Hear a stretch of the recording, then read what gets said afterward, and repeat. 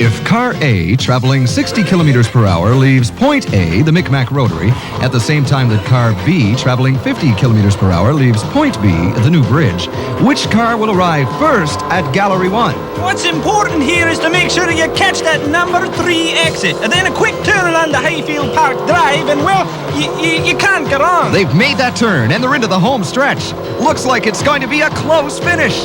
They're having fun at Gallery 1.